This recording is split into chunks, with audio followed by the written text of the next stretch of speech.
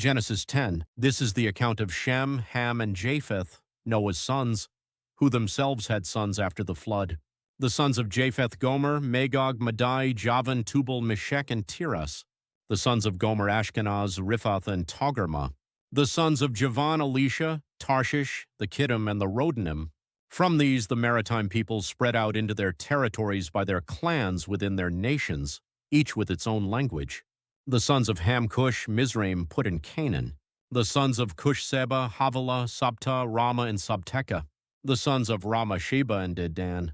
Cush was the father of Nimrod, who grew to be a mighty warrior on the earth.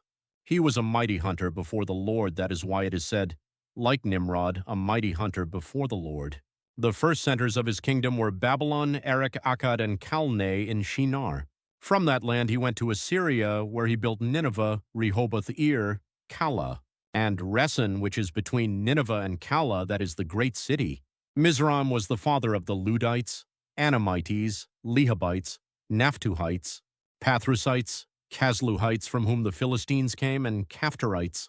Canaan was the father of Sidon, his firstborn, and of the Hittites, Jebusites, Amorites, Girgashites, Hivites, Archites, Sinites, Arvadites, Zemarites, and Hamathites. Later the Canaanite clans scattered, and the borders of Canaan reached from Sidon toward Gerar as far as Gaza, and then toward Sodom, Gomorrah, Admah, and Zeboim as far as Lasha.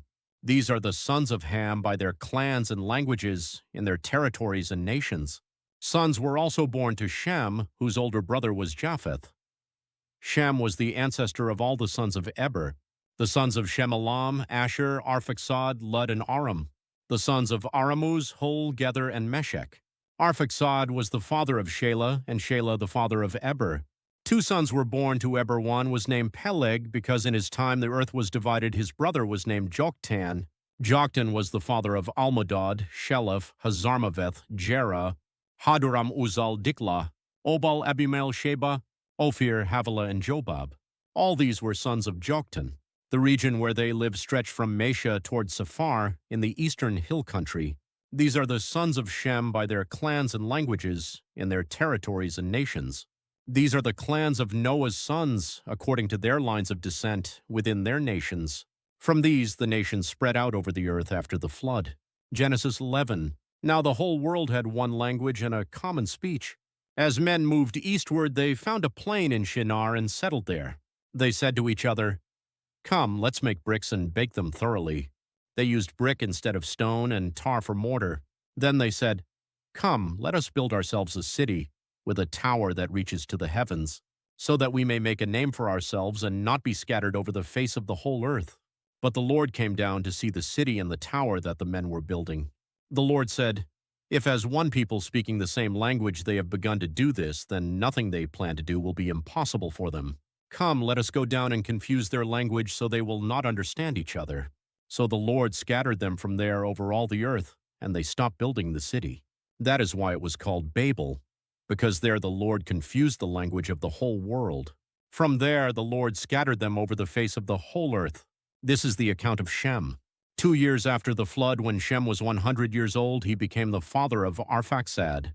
And after he became the father of Arphaxad, Shem lived 500 years and had other sons and daughters. When Arphaxad had lived 35 years, he became the father of Shelah. And after he became the father of Shelah, Arphaxad lived 403 years and had other sons and daughters.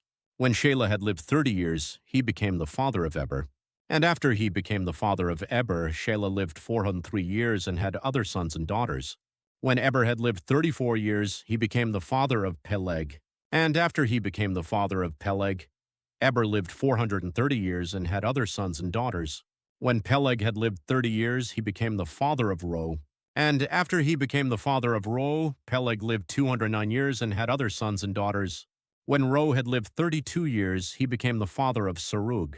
And after he became the father of Serug, Ru lived 207 years and had other sons and daughters. When Serug had lived 30 years, he became the father of Nahor.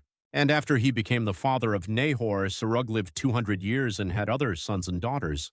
When Nahor had lived 29 years, he became the father of Terah. And after he became the father of Terah, Nahor lived 119 years and had other sons and daughters. After Terah had lived 70 years, he became the father of Abram, Nahor, and Haran. This is the account of Terah. Terah became the father of Abram, Nahor, and Haran, and Haran became the father of Lot. While his father Terah was still alive, Haran died in Ur of the Chaldeans, in the land of his birth. Abram and Nahor both married. The name of Abram's wife was Sarai, and the name of Nahor's wife was Milcah. She was the daughter of Haran, the father of both Milcah and Iscah. Now Sarai was barren, she had no children. Terah took his son Abram, his grandson Lot, son of Haran, and his daughter-in-law Sarai, the wife of his son Abram, and together they set out from Ur of the Chaldeans to go to Canaan. But when they came to Haran, they settled there. Terah lived 205 years, and he died in Haran. Genesis 12. The Lord had said to Abram, "Leave your country, your people, and your father's household, and go to the land I will show you. I will make you into a great nation, and I will bless you. I will make your name great, and you will be a blessing. I will bless those who bless you, and whoever curses you I will curse, and all peoples on earth will be blessed through you." So Abram left, as the Lord had told him, and Lot went with him. Abram was 75 years old when he set out from Haran. He took his wife Sarai, his nephew Lot, all the possessions they had accumulated, and the people they had acquired in Haran, and they set out for the land of Canaan, and they arrived there. Abram traveled through the land as far as the site of the great tree of Moreh at Shechem. At that time the Canaanites were in the land. The Lord appeared to Abram and said, "To your offspring I will give this land." So he built an altar there to the Lord who had appeared to him. From there he went on toward the hills east of Bethel and pitched his tent, with Bethel on the west and Ai on the east. There he built an altar to the Lord and called on the name of the Lord. Then Abram set out and continued toward the Negev. Now there was a famine in the land, and Abram went down to Egypt to live there for a while because the famine was severe. As he was about to enter Egypt, he said to his wife Sarai, "I know what a beautiful woman you are. When the Egyptians see you, they will say, 'This is his wife.' Then they will kill me, but will let you live. Say you are my sister, so that I will be treated well for your sake, and my life will be spared because of you." When Abram came to Egypt, the Egyptians saw that she was a very beautiful woman. And when Pharaoh's officials saw her, they praised her to Pharaoh, and she was taken into his palace. He treated Abram well for her sake, and Abram acquired sheep and cattle, male and female donkeys, menservants and maidservants, and camels. But the Lord inflicted serious diseases on Pharaoh and his household because of Abram's wife Sarai. So Pharaoh summoned Abram. "What have you done to me?" he said. "Why didn't you tell me she was your wife? Why did you say, 'She is my sister,' so that I took her to be my wife? Now then, here is your wife. Take her and go." Then Pharaoh gave orders about Abram to his men, and they sent him on his way with his wife and everything he had.